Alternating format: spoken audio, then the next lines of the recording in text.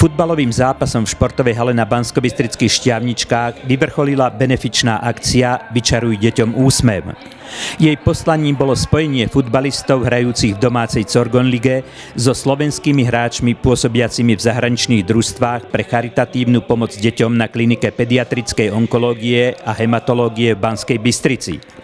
Do akcie sa okrem 8 corgonligových futbalových družstiev a prvoligovej Podbrezovej zapojili i futbalisti úradujúceho majstra Českej republiky Viktórie Plzeň, škótskeho družstva FC Hearts Edinburgu a viacerí slovenskí futbalisti pôsobiaci v zahraničných družstvách. V predzápase sa na Štiavničkách predstavili mladé futbalové nádeje z Banskobystrickej Dukly a futbalového klubu z Hrače.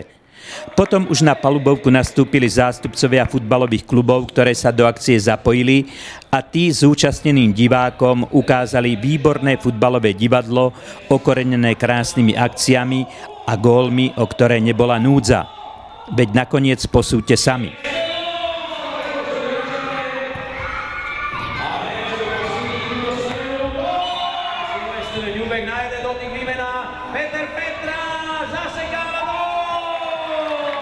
Z víťazstva v pomere 9-7 sa tešili oranžoví, dres ktorých obliekli futbalisti zo Žiliny, domácej Dukly, Michal Ďuriš z Plzne, Jakub Hronec z bulharského Razgradu a Jaroslav Kentoš z Podbrezovej.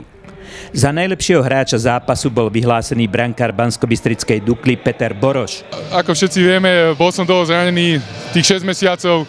Tá chuť do toho chytania je veľká, takže dneska to prišlo vhod a prišlo to na mňa a z chuti som si zachytal. Súčasťou akcie bola i dražba futbalových dresov Martina Jakubka, Bratislava Greška, Viktora Pečovského a Michala Ďuriša, dres ktorého bol vydražený za 250 eur. Majiteľovi vydraženého dresu Michal Ďuriš venoval i 2 vstupenky na zápas Európskej ligy, ktorý odohrajú futbalisti Plzne v Prahe. Skutočne prispeli na charitatívnu vec a veľmi dobrú vec. Oplatilo sa? Tak keď ste povedal, že to bolo na dobrú vec, tak ja si myslím, že áno, a tá charita hlavne dneska v pomerne ťažkých časoch je dôležitá a keď to ide na deti, ktoré to skutočne potrebujú, tak si myslím, že je na mieste. A druhá vec, že skutočne sa jedná asi o cenný suvenír od dobrého futbalistu. Budete niekedy i na bacúchu dražiť dresy trebárs vynikajúcich chodeckých reprezentantov? No, myslím si, že áno, je to dobrá myšlienka, dobrá inšpirácia, tak verím, že áno. Stretnutie v hľadisku pozorne sledoval i predseda Stredoslovenského futbalového zväzu Jozef Paršo. Dávam klobúk dole pred organizátormi tohto podujatia, lebo naozaj viem, o čom hovorím v tejto pohnutej, ekonomické zložitej a spoločensky napätej dobe urobiť takéto bohumilé podujatie, dvojnásobne teda jednak pred účastníkmi, ale pred organizátormi. No a samozrejme, že aj my ako futbalová súčasť na Slovensku, jednak Slovenský futbalový zväz svojou troškou, ale aj Stredoslovenský zväz prispel a pokladal si to za absolútnu samozrejmosť. Organizátori z občianskeho združenia Nové tváre a zo správy športových a telovýchovných zariadení mesta Banská Bystrica potom odovzdali šek na sumu 12 124 eur do rúk lekárov Eve Pukančíkovej a Branislavovi Senešimu. Ja som príjemne šokovaná priebehom, krásnou atmosférou, počtom ľudí a hlavne touto čiastkou. Je to fantastické. Pán doktor, na čo využijete tieto finančné prostriedky? V prvom rade pôjdu tieto finančné prostriedky na to, o čom hovorí vlastne aj názov tejto akcie, na vyčarovanie úsmevu deťom. Ja som skutočne veľmi prekvapený, že táto akcia dosiahla takýto rozmer. Skutočne v prvom momente som ani nedúfal, že to pôjde až za hranice Slovenska. Splnila táto akcia tvoje očakávanie? Určite áno, splnila. Celková čiastka je vyzberaná.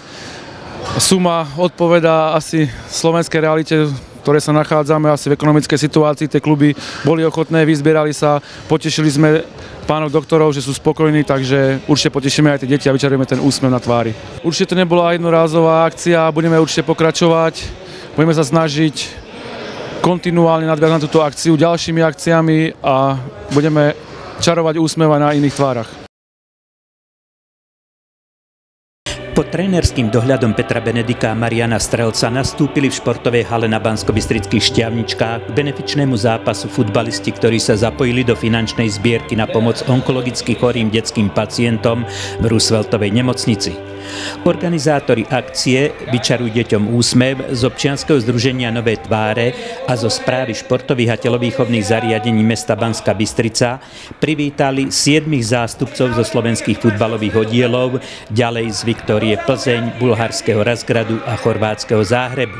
Tí v zápase ukázali divákom na Štiavničkách veľký kus zo svojho futbalového umenia. A s akou odozvou sa stretla táto akcia u ich spoluhráčov a prečo sa jej oni osobne zúčastnili? Sme veľmi radi, že môžeme podporiť túto akciu Detský úsmev, je to najkrajšie a myslím si, že nie každý má dopriaté byť zdravý a my dospelí by sme mali tým deťom pomáhať. Či už ako kolektív, tak aj jednotlivci sme uvítali túto možnosť a ja som bol veľmi rád, že som mohol prísť a podporiť túto akciu. Všetci chceli pomôcť, vedeli, že to je na dobrú vec, takže s veľmi dobrou odozvou.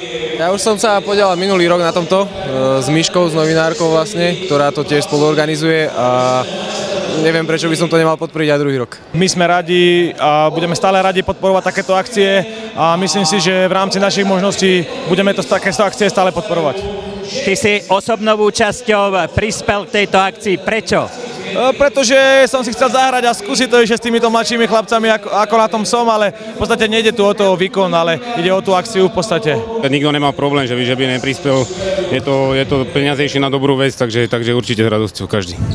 Prečo sa ty rozhodol osobnou účasťou na tomto podujatí? Lebo z Prešova to majú všetci ďaleko, takže ja to mám asi najbližšie a nebol problém sem prísť. Každý hráč bol naklonený k tejto veci, len škoda, že Plzeň je tak ďaleko a nemohol nás prísť viac a tí, čo tu mali byť, tak sa ospravedlňujú pre rodinné problémy. Som tu doma a už som sa zapojil do tejto akcie minulý rok, kde som bol vlastne deťom odozdať nejaké veci na Mikuláša, tak ma to chytilo a naozaj ľuďom treba pomáhať, ktorí nemajú také šťastie možno ako my, čo sme zdraví. No, tak ja zvyknem každý rok takto sa zúčastňovať nejakých príležitostí a či už to sa sám zúčastním alebo prispiejem nejakou čiastkou, čiže keď ma oslovili, tak som samozrejme povedal, že áno a som rád, že som tu a že som mohol prispieť nejakou to čiastkou. Mňa oslovil organizátor, vlastne Vlado a nemám prečo povedať nie, je to pre deti a vlastne pomôcť tým, že si zahrám futbal, tak to je to najmenej, si myslím.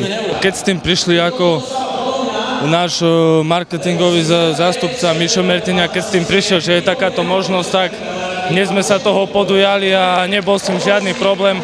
Vyzbierali sa všetci hráči, tréneri, realizačný tým, takže určite s veľmi pozitívnou odozvou sme sa zúčastnili.